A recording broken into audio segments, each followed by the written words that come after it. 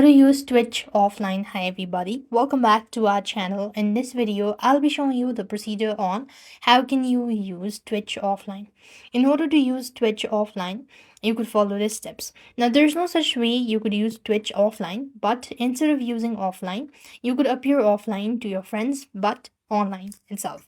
So what you have to do is, to appear offline, you want to log into your Twitch account and go to the home page. This is how it's going to look, right? Now here, what you need to do is tap on the profile section from the bottom right corner of your screen, and then click on the gear icon from the top right hand side corner of your screen. And here you want to go ahead and look for these status section. So when you go to the status section, so on this page, what you just need to do is you have to go ahead and click on the status button, and then you could go ahead and click on the turn off button. And similarly, you could also enable VOD storage. That is, before you could download your VODs, you must enable the feature, that is, navigate to your creator's dashboard settings, stream, and toggle the button for storage past broadcast. So this is another way of doing it. So I hope the video was helpful.